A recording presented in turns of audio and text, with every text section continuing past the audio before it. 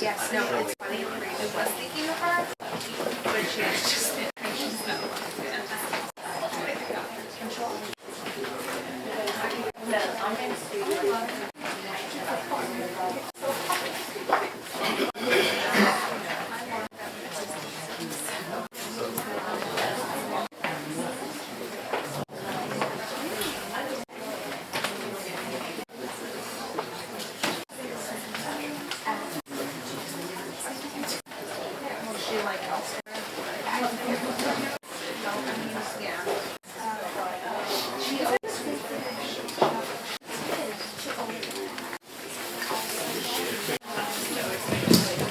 Hello everyone, welcome all to Mary Jackson. Thank you so much for coming out this evening. I think we're going to get started. It is a pleasure to welcome tonight the award-winning playwright, author and renowned activist Larry Kramer for a discussion of the first volume of his decades in the making book, The American People, described by Newsday as a wildly imaginative retelling of American history with homosexuality centre stage. I'm also delighted to welcome Bill Goldstein, who will be joining Larry in conversation. He's a publisher, editor, programme and a friend of Larry's. There will be time for questions, so do feel free to join in the conversation. And as you can see, we have plenty of copies of the book, which Larry will be happy to sign at the end. Bill Goldstein has worked both in publishing and in journalism, most notably as a senior editor at Scribner and then at the New York Times, where he was the founding editor of the NewYorkTimes.com book section. Since 2000, he has performed extensive public programming and curatorial work for such entities as Times Talks and Columbia University's Miller Theatre. Larry Kramer wrote the Academy Award-nominated screenplay adaptation of D.H. Lawrence's Women in Love and the best-selling novel Faggots. A pioneering AIDS activist, he co-founded the Gay Men's Health Crisis in 1982 and founded ACT UP in 1987. He has won numerous awards for his plays, and in 2014, the HBO adaptation of his play The Normal Heart won the Emmy Award for Outstanding Television Movie, and an HBO documentary about his life appeared in April. Susan Sontag has described Kramer as one of America's most valuable troublemakers. I hope he never lowers his voice. Please join me in welcoming our speakers.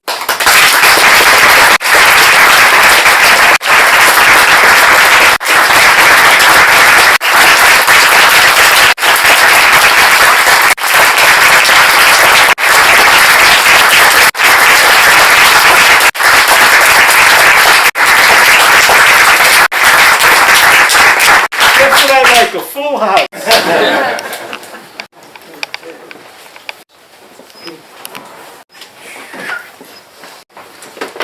So I am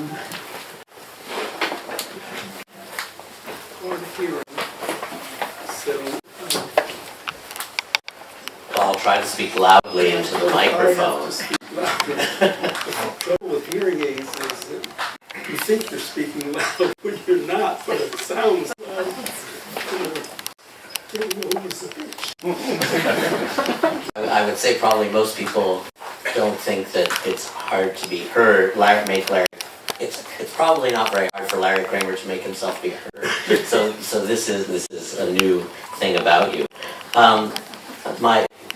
The first question I want to ask, is about history and about the history that was made on Friday and what your reaction is to the decision, the Supreme Court decision, because so much of your book is about the American people and the hidden history of gay people in America. And Friday, at least for the moment, our lives are not hidden. So if you could talk about your reaction to Friday's decision. Of course, I'm very pleased, like everyone.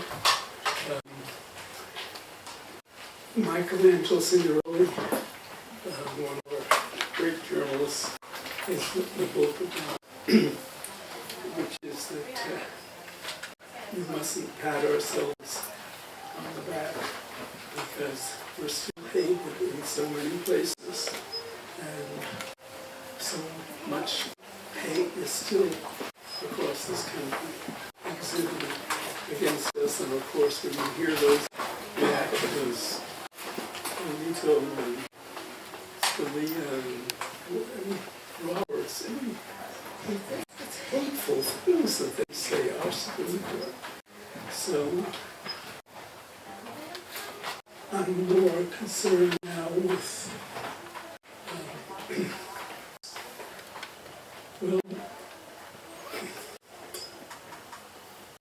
I'm writing a piece that's going to be untellable this 3rd of July. Because several of us have discovered that the research toward a cure at NIH simply is way, way, way behind. And that they haven't done all that we were led to believe they were doing. And so that's the next fight as far as my crowd is concerned. Figures are still astronomical, not only around the world, where 60 or 70 million people, but figures are up again among white gay men who should know better. Legalizing syphilis cases in the Chelsea neighborhood of New York City are under our sight. And, it's almost as if vaccines and AIDS cocktails aren't the answer. What we must have is a cure. So Kelsey Louis, who is the new head of GMHC, a really smart guy, has got GMHC on a crusade, we demand a cure. So I'm going to be spending a lot of energy stuff out about that. So, does that answer the question? No, it does, because what you immediately lead into, or the question I want to ask you next is about a phrase, a sentence from the American people, which seems to me to connote something about what you're trying to do in the book, and it links to a word that you just used. The book, which we'll discuss whether it's a novel or not, but it is no small task to record a history of hate when one is among the hated. And that energy, that passion to reveal a hidden history seems to inform the book in a way that also informs your remarks right now. That the hate is not disappearing. Yes. I don't know when the present state of what came out to me that it began to form in my head. It started out right after I had published Faggots. And I wanted to write my Proust, like every other big writer, since before HIV. And so I started parts of the book, The Nest Above Gardens part, is about my growing up in Washington, which is really not part of the Proust part. Actually, that's the one.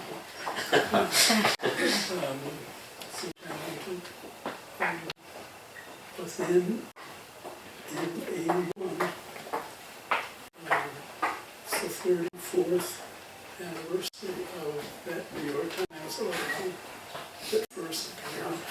It said rare cancer found in 41 homosexuals.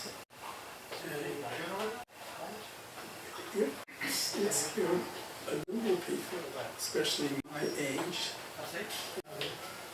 The first cases happened to my friends. The house next to ours on Far Island in 1980. They started to die. And people were walking around holding their boyfriends or their lovers in their arms, saying, does anybody have any idea what's wrong with Nick? Because we got people what's wrong. And that's when I got involved, I guess. No one else was speaking out. I fortunately had a little money at the time, and so I put the book into it. And the whole thing began to be like I was a war correspondent behind the enemy lines, and found this story. And those images that motivated me, just like I remember when they started. I was quite unbelievably given an honorary degree by Yale history as calculation, where I tried to pull myself my freshman year. And I've had a lot of fights with them over the years about their reluctance to deal with anything gay, and lo and behold, here I was, getting an honorary degree. But one of the other people getting a degree was a black woman who had been president of one of the countries in Africa, who asked me what was happening with AIDS research. And I told her pretty much what I've just told you, that it's a mess. And it's a long way from the cure. And right there, in this crowd, at this point where she started to cry. And she said, what are my people going to do? We count on you so much in America. And boy, that's another image that I won't forget. So, the book is, that's the subtext of the book, is that it tells the story, I think, of where AIDS came from the beginning of America, and how gay people have been hated since the beginning of America, and with plenty of evidence to prove it. Terrible things were done that simply are not written about, that I find out in rare places over many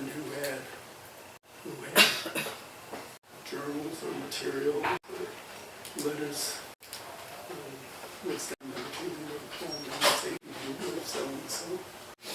And it's called a novel just because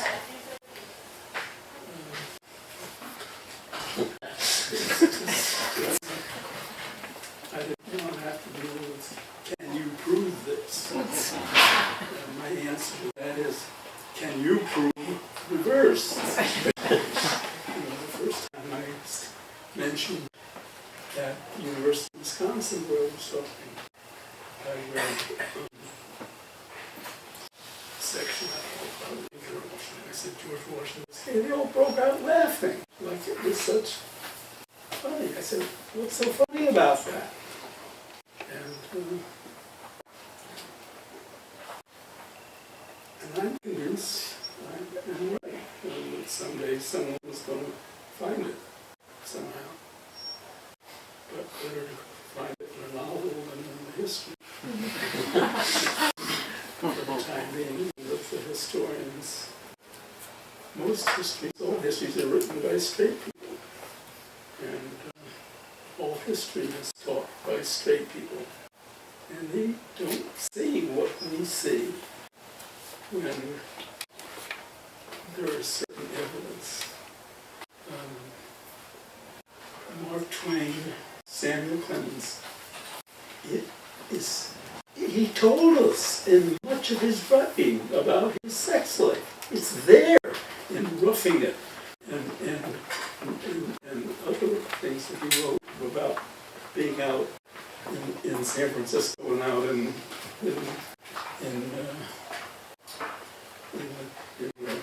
further northwest. How he describes going off with a man friend for 4 or 5 months in our big double bed. I mean, what they do? Of course he would. So, I mean, I've had this ridiculous interchange with Doris Kearns Goodman over the bed that Abraham Lincoln and Joshua Slee slept in, and she said something to the effect it was too small for them, 2 men. And I said, well, it wasn't, and it turns out it was quite a large bed, and Lincoln was still too big for him, he was very tall. Anyway, that's her evidence that he was straight, the bed was too small. I don't think she's been to a Fire Island house and seen what they have. Good point. I hope if she wants to know.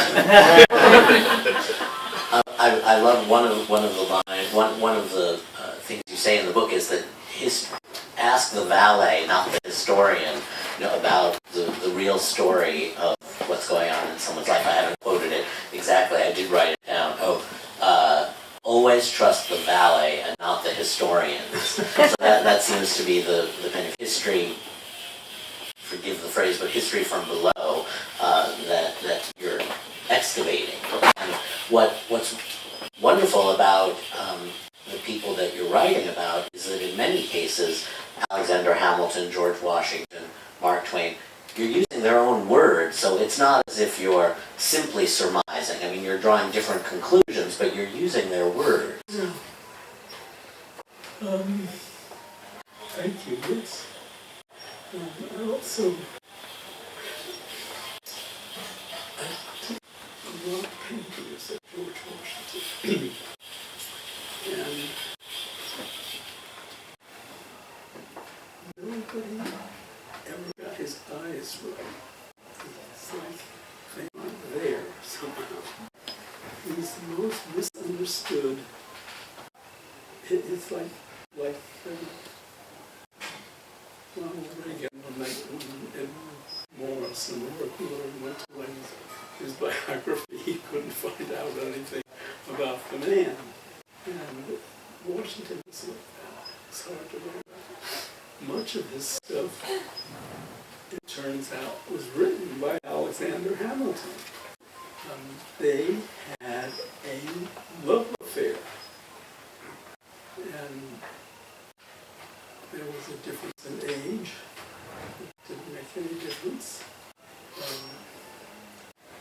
Hamilton had a number of male love affairs before he died, before he, I think, allowed himself to be shot by Aaron Burr. And because Washington was dead, he had done it all, Hamilton.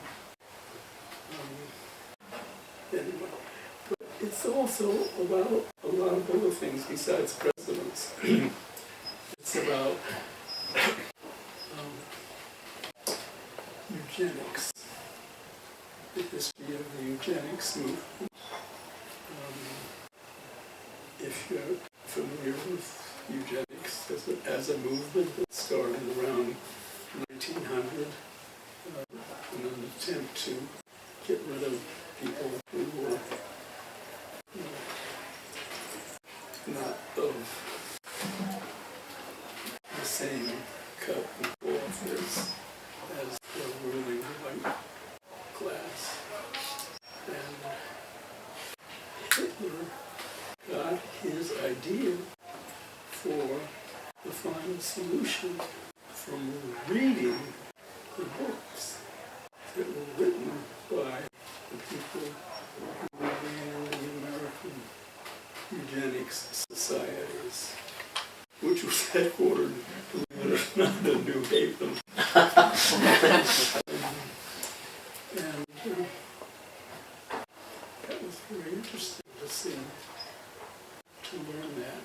There's a lot in it about Jews, because I'm Jewish, and I grew up in Washington.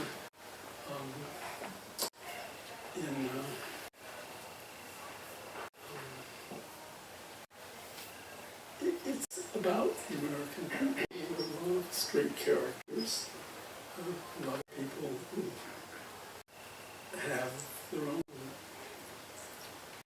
sexual dramatics. God knows I didn't want to play favorites. Well, I think one of the amazing things about the book is that in addition to what so many people have focused on, that it's about, quote, the American people, I mean, which is obviously the title, and on the highlights of history, the famous people of history that you focus on, a lot of this book is about the second part of the title, which is Search for My Heart. And so the stories that Fred Lemisch begins to tell, both about the plague, what you call the plague of the underlying condition, and then also about the characters who begin to come to the fore, the unknown characters, the Rivka, Daniel, David, a family of characters. So if you could talk about how the story that you wanted to tell of the American people really is also told through the story of this family and the sexual and human awakening of the characters who come to the fore in Washington, D.C. I mean, I think that would be useful so people can see how much more this book has been.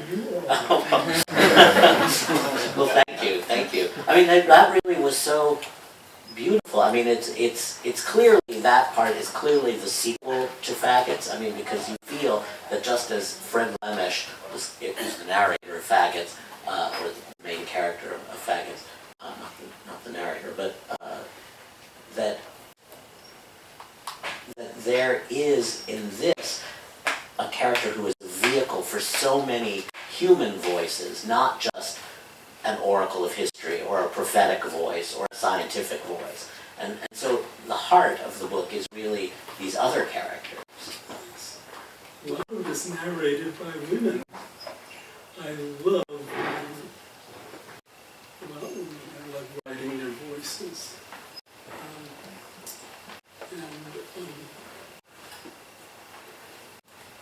It's got a cast of thousands. The problem with the play is you can't have casts of thousands anymore, unfortunately. So if you're telling something on a wide scale, wide canvas, I just let it go. But as I say, it's a long book, and it's not. I'm getting a lot of letters saying how much people like it. but then it's long and you have to read it carefully. It's not, there are a lot of people, there are a lot of strands, a lot of threads, and you have to pay attention.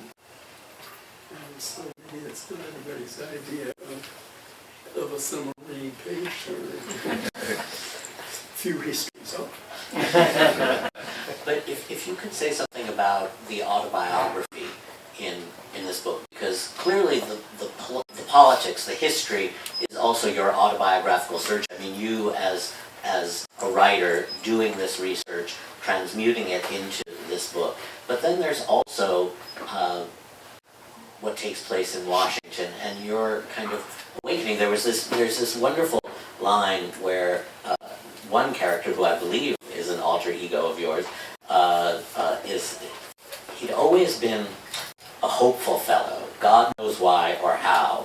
Hopeful fellows, just to get along, often acquire a thick encrustment, to use a fancy word for being blind. So, I mean, that's a different way of looking at Larry Kramer. I mean, at least from the, is that how you see yourself on the inside, that you're a hopeful fellow, as opposed to an angry person? Or another thing. I mean, God knows I'm half the time hopeful, more of the time angry.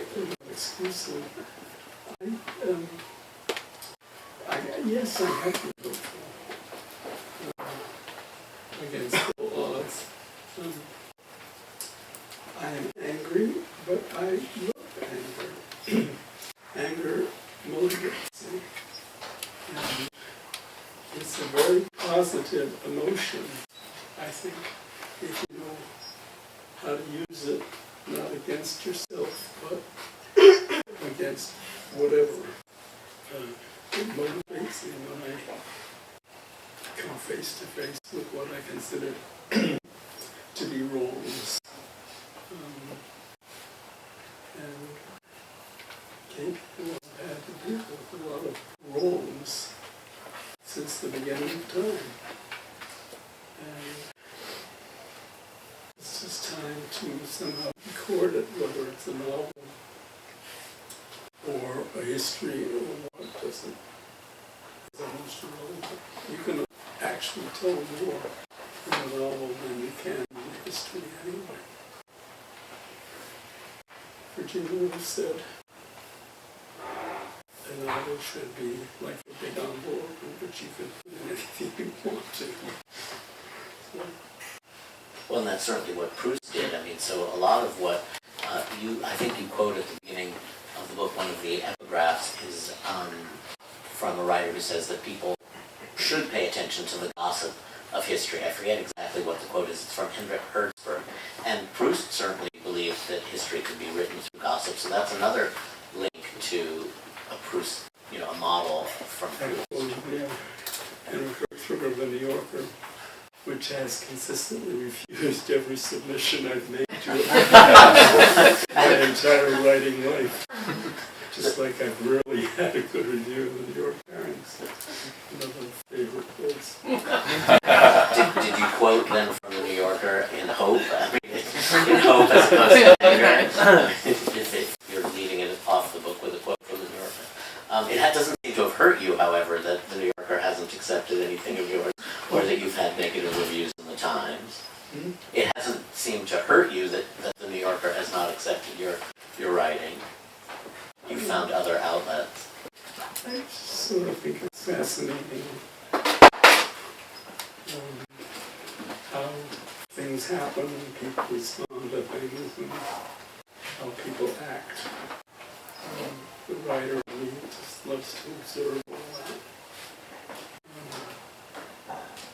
Because that helps you form your philosophy and what you think and feel. The New York Times and Abe Rosenthal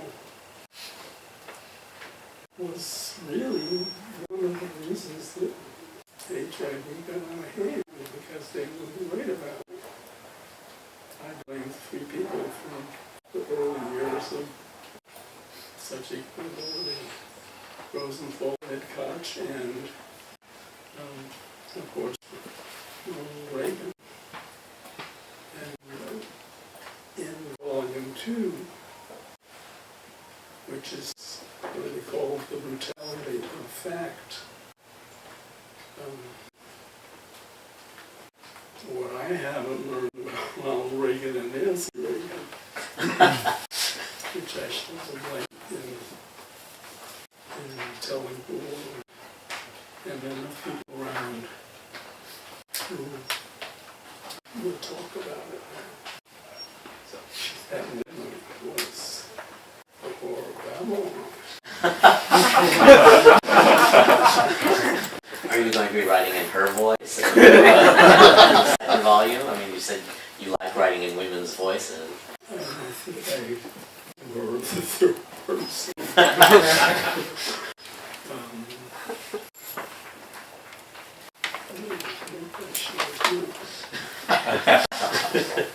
Well, that's another thing that Proust did. He was able to write in the first person, even though the narrator was a third-person narrator, and moving magically into the first person so that you completely believed everything that these other characters were thinking and saying, even though ostensibly the third-person narrator would have had no access to the consciousness or the information. But I want to ask you about one, about The Normal Heart and its being on HBO, and then also the documentary about you last night that was on HBO. Were you pleased by the documentary last night? I assume you had seen it before last night, but was it good to see what it conveyed? I mean, was it a portrait that you liked of yourself?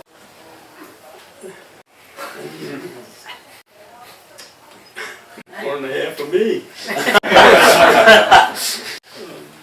Yes, I didn't want to do it because there's something so final about doing it well, so alive until I'm dead. But Gina said, and we know each other from GMC days, and she's going to make it whether I agree or not, so I think she did a good job. And HBO has done a phenomenal job on promoting it and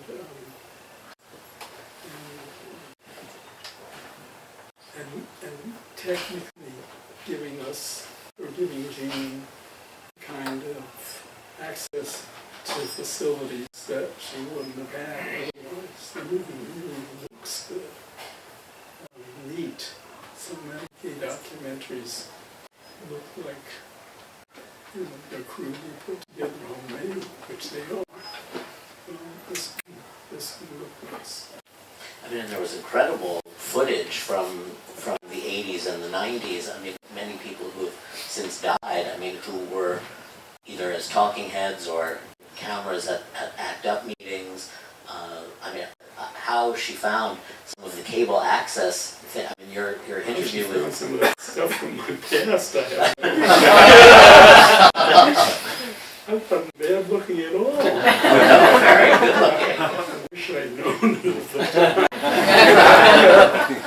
time. When you were on, Vito Russo had a cable access show, I guess, in late 70s, and you were on talking about faggots, and I mean, quite hot. Even Vito was taken aback. You notice how I look with my sleeves rolled up and muscles in the gym? Those were the days. No, it was quite impressive. I'm surprised that your current husband wasn't interested in you then. I mean, it took a long time for him to become totally interested in you. Forever. Maybe he thought you were too hot and was afraid. I mean, one of the things that was so interesting about that footage was the way in which so much of your life has been chronicled on film, the ACT UP meetings that were filmed, the public speeches that you've given, and that there's basically nothing or no one that you weren't afraid to confront with a kind of truth that you felt. I mean, even if they were saying something opposed to you, you were not afraid to completely contradict them on national television. I mean, your back and forth with Anthony Fauci was just thrilling to watch, and to remember remember that that was happening not only as something that you were doing in print, but actually in front of people on television. I mean, it's really, and he seemed to almost enjoy it in retrospect. I mean, they kept him honest. Took them by surprise. Listen, you only got so much time. Tell the truth. And as I said, I was independently wealthy at the time, and I didn't have to worry about losing my job. And I was a writer, so I had the skill. No one else was writing about it. So I wrote what I saw. And what I saw was sad and awful and depressing and all the things that we eventually found out to be true, and still are true. So you think marriage is going to end everything, that marriage is going to be in and out of courts for decades, just like abortion still is. So that the other side, they can slowly chip away at parts of it. And the original Roe v. Wade desires are a shadow of what's available now. So activism, getting what we deserve, is really non-stop job. You have to do it every day. And the anger helps me. Other people don't have that kind of energy, I guess. Also, so many of us have lived hidden for so long.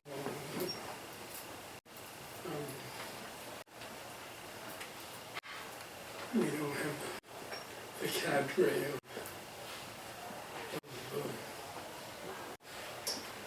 Lowrys that we should.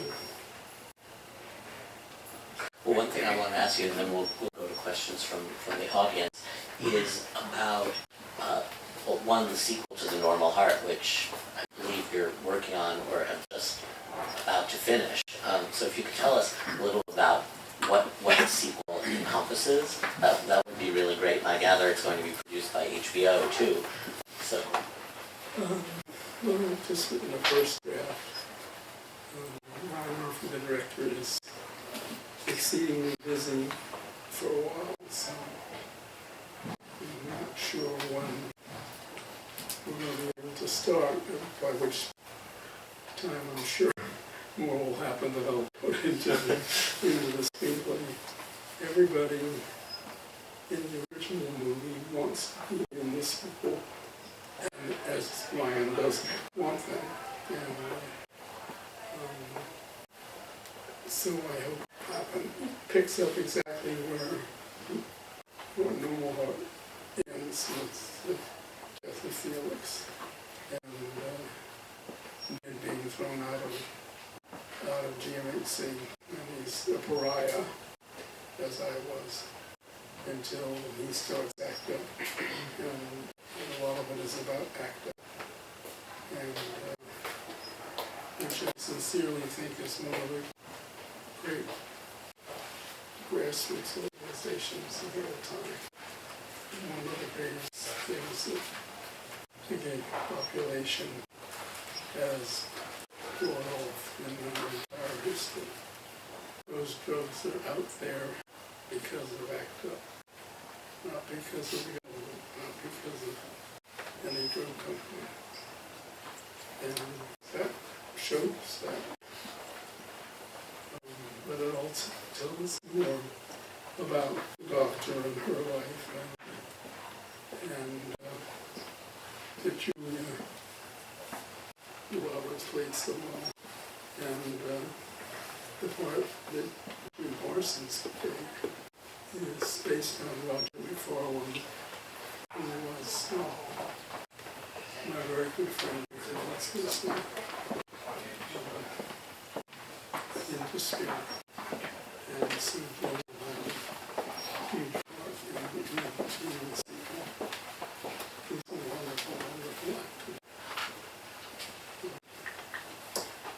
There's a wonderful, I mean, I've read this, I forget exactly where, when you talked about writing the normal heart, and I think it's a great bit of advice to every writer of any kind of thing. You say how the first draft that you do is a vomit out draft, and that you just have to get it out, I mean, and then revise and work on it, but the vomit draft is always stuck in my head. The expression is my friend Calvin Jones, he calls it a vomit out. But yes, I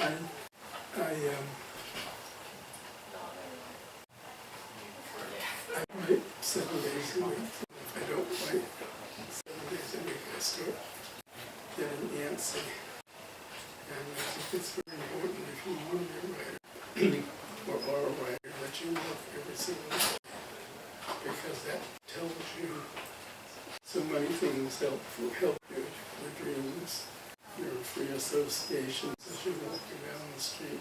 So as the continuity isn't broken off by 2 days off, or 3 days off, or a week off, thinking you can pick the strands. And I happen to love to write. So, unfortunately, I came out of my recent illness with my brain's still intact, and if I take enough electrolytes, I can tell, okay. Do you ever think, I mean, since this is in so many ways the sequel to Faggots, what your writing career might have been like if AIDS had never intervened and turned you into a completely different direction? I really don't. I wrote this dreadful movie, the only thing I've ever done that I'm ashamed of, which was the musical version of Two Lost in Iceland, for which I was paid an enormous amount of money, and my brother invested all that. And that's what made me an activist, is that I had that money.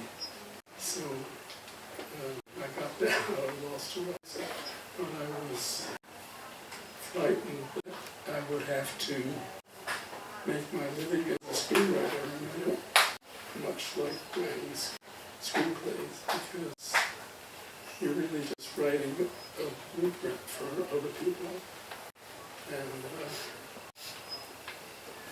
it's hard to deal with ideas and intellectual things in a movie.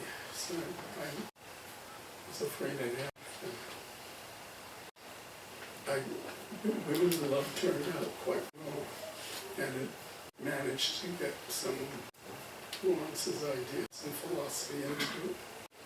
But I tried to write I bought a book called Forbidden Colors by Yukio Mishima, which is an amazing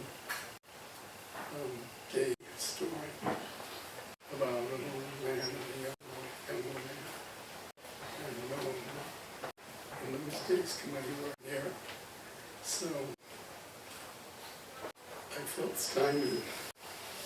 So that's what led to my writing plays. Well, you certainly seem to have made a success of it.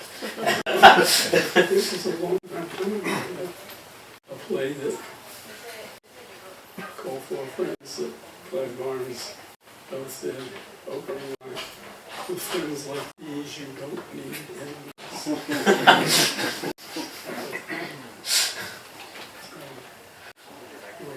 It was a long time before the success. Well, what I love about our conversation, and then we'll open it up to questions, is just like so much of your humor comes through, because I think a lot of people don't realize quite how funny you are, and you are, in addition to being very serious, you also know how to tell a really good joke and make really funny characters come to life in the novel. Something for every day. Well, thank you, Larry, and we'll take questions.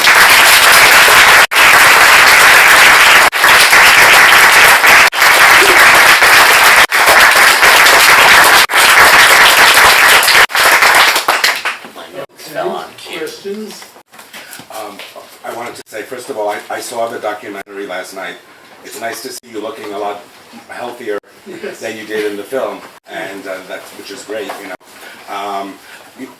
The part in the documentary when you left Gay Men's Health Crisis obviously was very painful for you.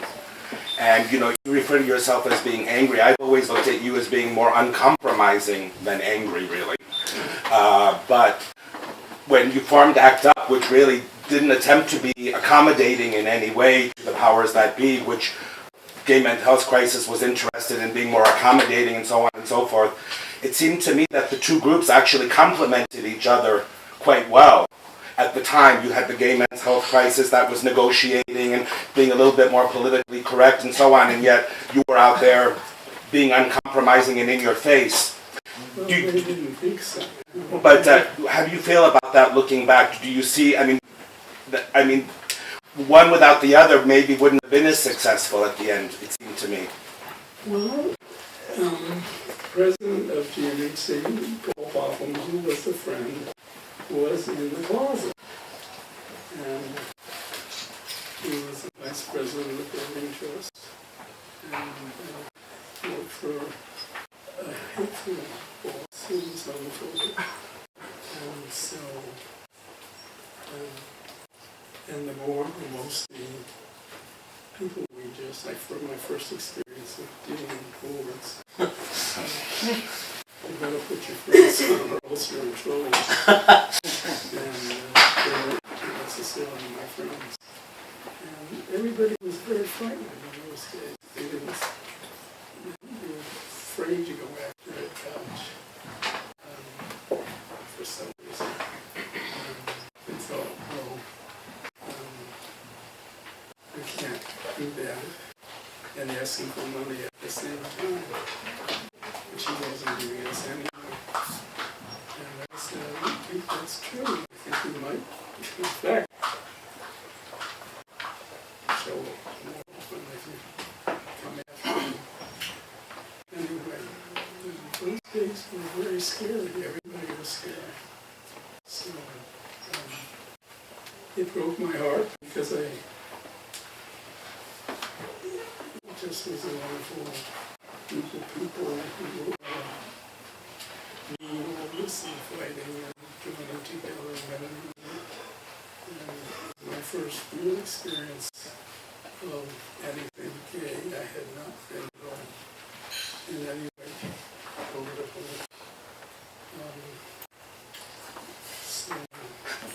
Was there ever any reconciliation? Did you reconcile?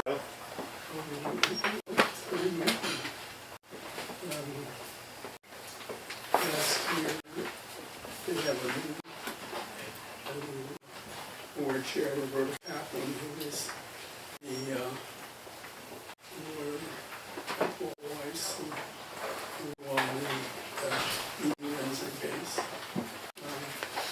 At the Supreme Court is the board chair of the GMHC, and an incredibly able young man called Kelsey Louie is the executive director. And they came to me and said, you would come back. And you want to be on board when you want to establish the Mary Kramer activist award. We actually did at a big dinner at whatever that big restaurant is. Everybody has big dinners. And it's been very moving. ACT UP, which had about 5 or 6 good years that were just thrilling to work. Everybody like an army almost. So devoted, and we had thousands of people at one point. And then the minute the drugs that we got came out, everybody said, okay, goodbye. I don't have to be an activist anymore. And ACT UP became a shadow of its former self, which is what it is now, although it's trying to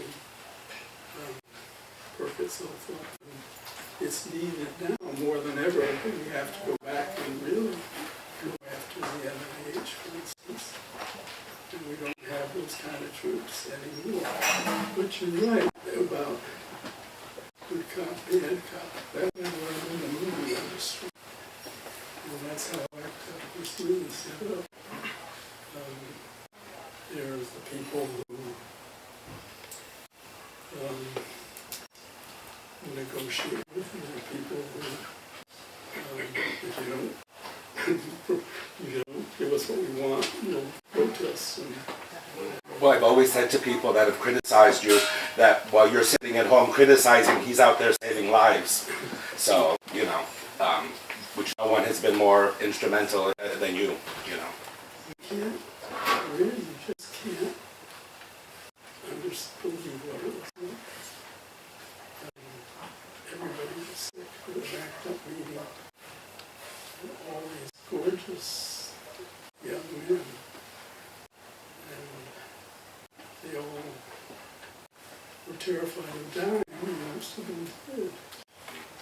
And they couldn't go to a meeting without we had a blackboard putting names on of people who died since the last meeting, the previous Monday.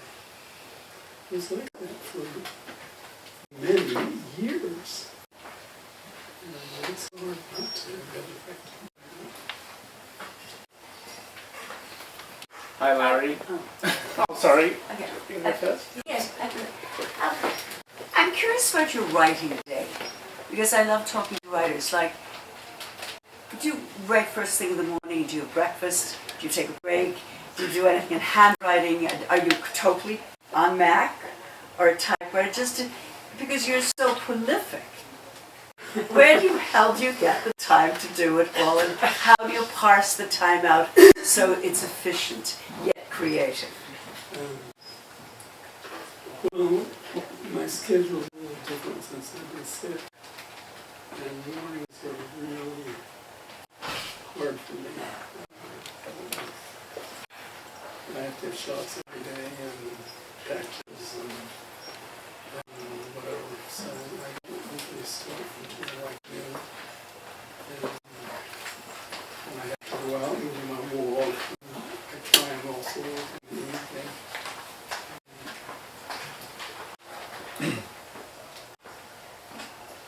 When I was full-time writer, I wrote all the time.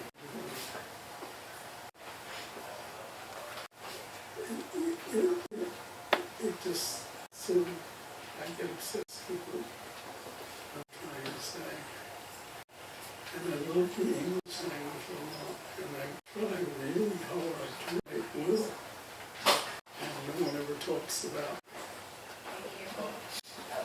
how well written. And of course, this is a country where you're not taken seriously as an artist if you're also an activist. Whereas in countries like Germany or France or South America, you know, their leading writers write lots of political stuff. I mean, I've completely shut out of the literary crowd there was. It didn't bother me, I just found it interesting. I've never been asked to be interviewed for Paris Review. Something like that. It bothers me. I'm a better writer than people than me. So maybe someday.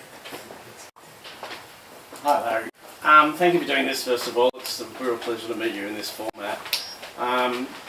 As you can probably tell, I'm Australian, I'm not American, but I just wondered, in your early activism days, it was all New York-focused work, and I wondered at what point in your activism did you realise that you were dealing with multinational pharmaceutical companies and it was bigger than a New York story? Well, it's never just a New York story from the very beginning. We started hearing about cases in these cities.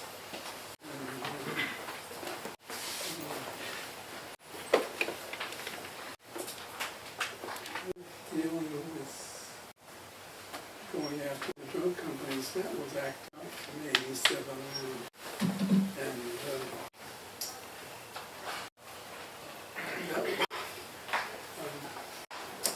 that was fun. They call it demonstrations, and I like to say, it's Mickey and Judy putting on a show. I'm out of the movie business, so that's what we put on little street dramas all the time. And, so it became very different. Was it a focus? Did you try and stay focused in just keeping it local, or? It's very hard to plan anything because it changed day by day. You call some executive somewhere in your drug company on Monday and he wasn't there on Tuesday, or somebody else doing his job. And the same with the government. So, and the same with the media. I mean, you have to teach everybody English 101 every time they called you. And thinking about it, that's the press. They don't do that. And then of course all the stuff they wrote is filled with not what it should have been filled with. I mean, what was interesting in the documentary last night is how much you also taught scientists, I mean, who didn't even know the subject that they were dealing with. So it's not only AIDS 101 for the media, I mean, Well, ACT UP had a lot of different parts to it. And people really loved doing the actors out on the streets, going to go in the streets. And there were a lot of really smart people.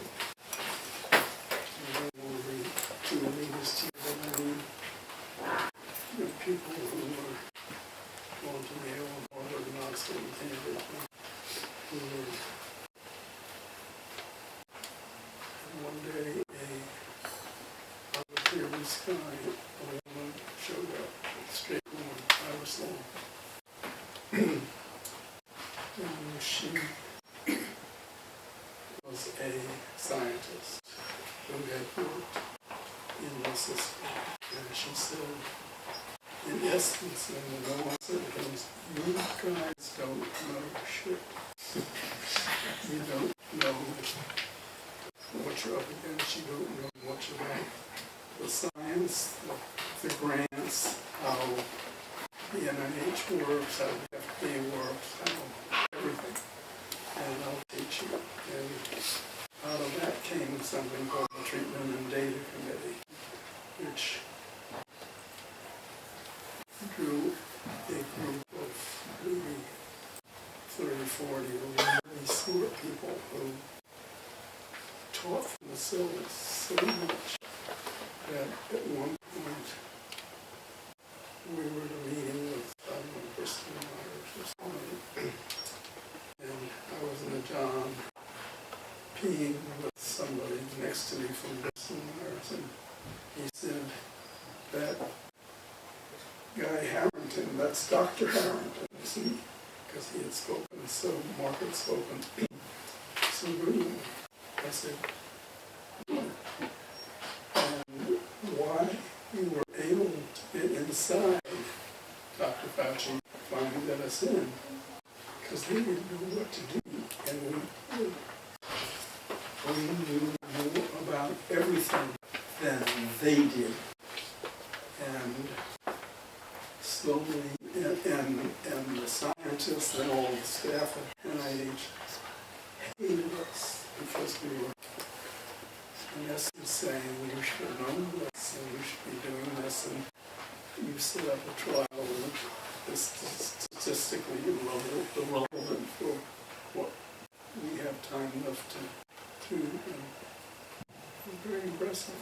And that's the beginning of the dealing with these things.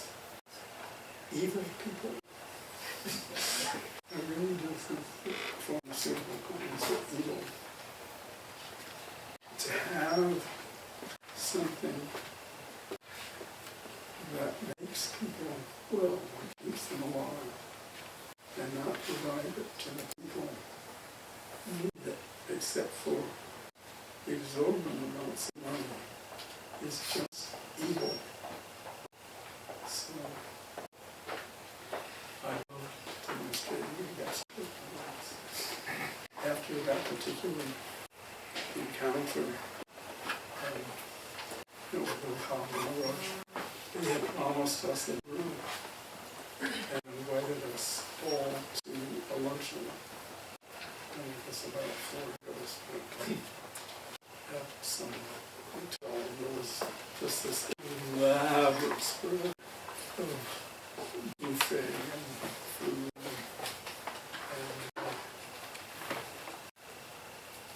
It turns out that they were there to tell us that they were going to give us the drug, as if they somehow would make it all right. And when we heard that, everybody just got up, overturned the table, all the food all over the place, and all marched out screaming, "Act up, fight back, fight back." The shenanigans that are going on at the NIH right now. Sorry? The shenanigans that are going on at the NIH right now with research for a cure. What's the essence of what's happening in terms of are the drug companies preventing a cure from being created, or? You tell me. We're finding out now.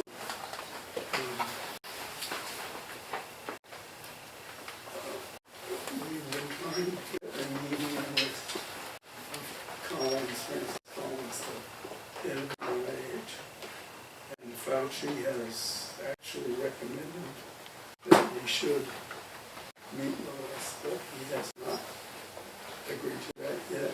The New York Times won't wait. An piece Again. that I wrote about all this. Is that what's going to run on Toll Road on July 3rd? That's what I'm going to tell them.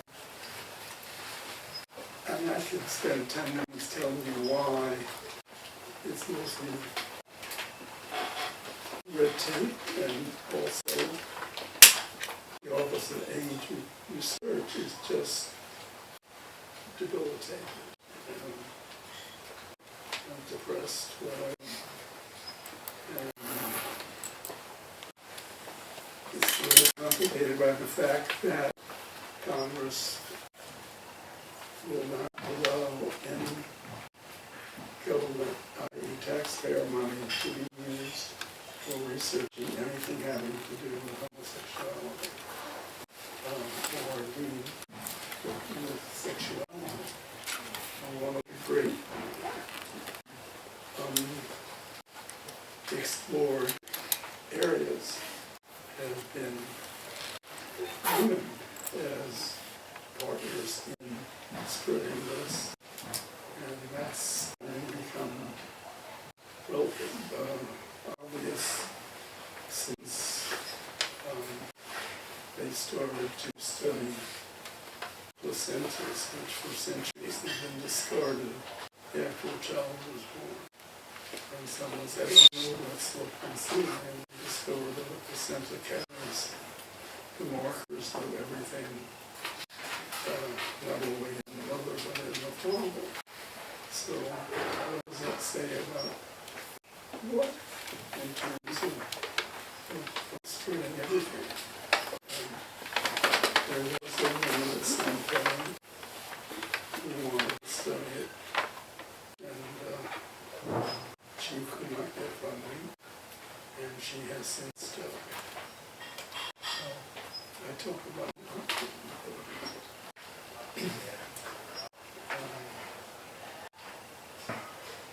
It's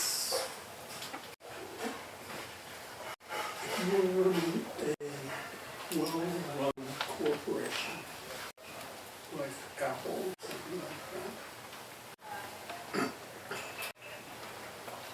you would see what they're doing in terms of how everything is set up.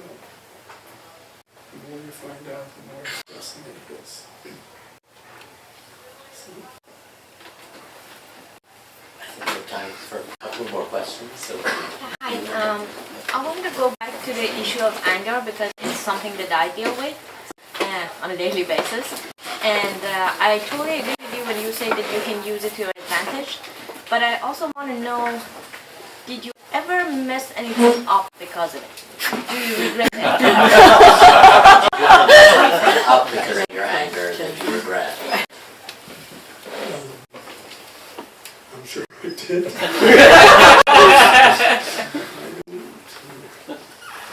I can't think of anything I would regret having done. I'm grateful to whichever of the many shrinks I saw over the years who taught me that anger could be so useful.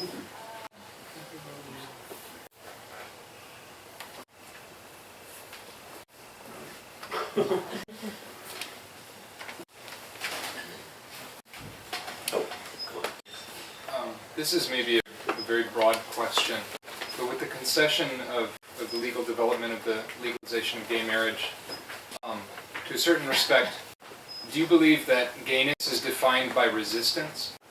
Because some people think that, you know, for gay men and gay couples, for gay people to be married is a concession to a tradition that is eons old, that it is old news.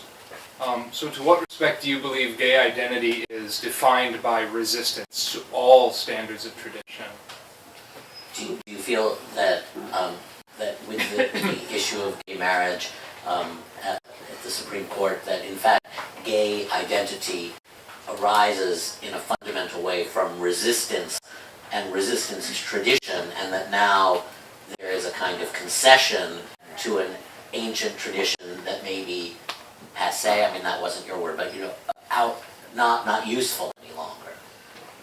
So is gay identity founded in resistance? I guess read the second volume and the first volume. I said read the first volume and the second volume. Do you have an idea at One this last point question. when volume 2 will come out? Well, I just turned 80 and I nearly died a couple times. That's a trilogy then, isn't it? What? It's a trilogy. It's in draft.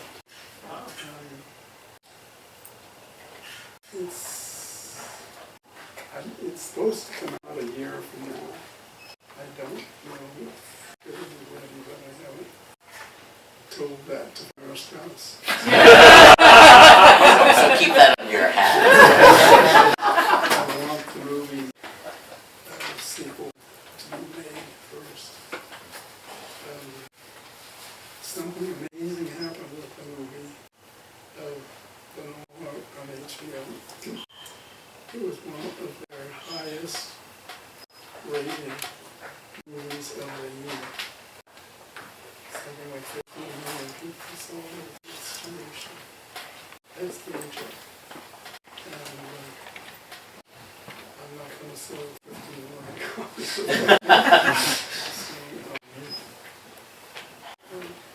I'm trying to balance those. If you want to know, which I don't like to do.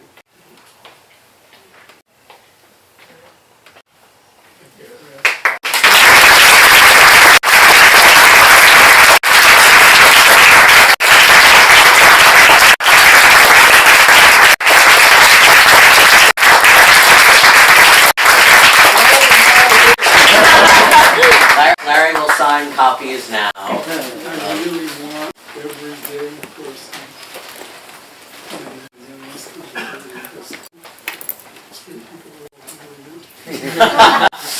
Especially gay people. Read it and read it through their lives.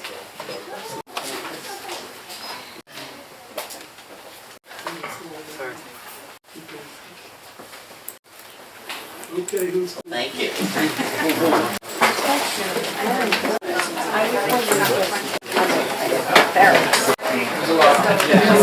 Given how effective the relationship is, how much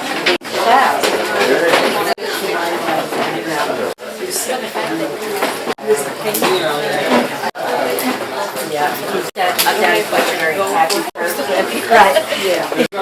Oh, no, there's no answer. I'm quite happy with his lighting.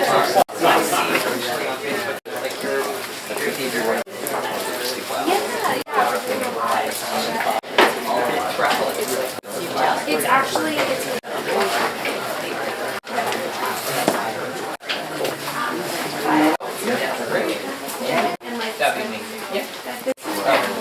hi, it's nice to meet you. Oh, awesome, and we went to school together.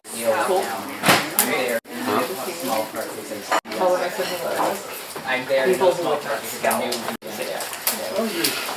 No, I'm not there. I'm trying to make it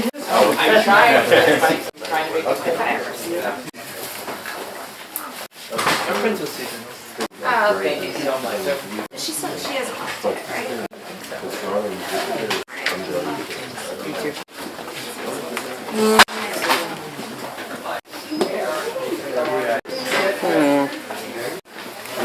No good option.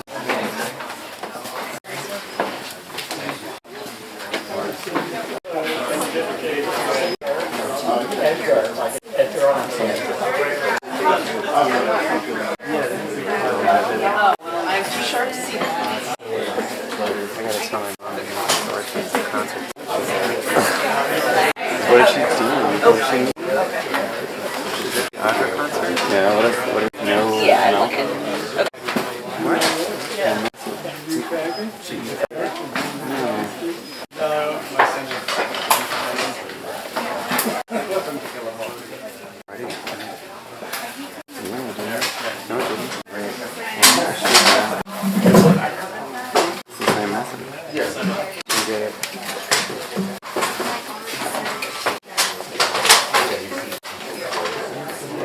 Malcolm. Must be is our friend who was the principal oboist of the symphony. And he is no longer the principal oboist of the symphony. I have 33 email. Oh, jeez. Look at that. I have a lot from Epic. Because I was made an administrator. You're the music director? Look at that. Oh my. I wondered, so now, here's a question. Because I'm an administrator. So I basically now, so I have to get the new thing, right? The Apple Music thing, right? You have to, yeah, you have to up. But also, then does that mean that I have to remove the credit card that's on my account? I don't need it anymore. Because I'm not going to be making purchases through that. And I accept it on my phone. Do I have to also accept it on my computer as well? The iTunes wasn't.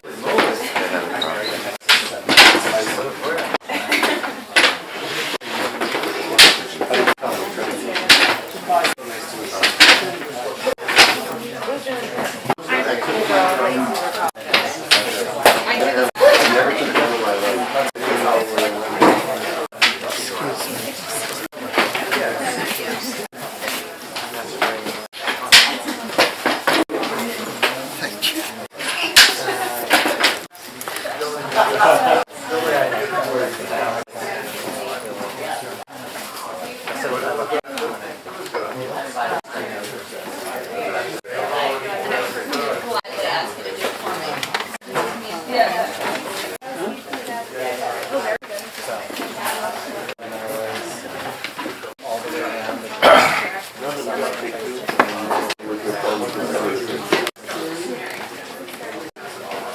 Mm.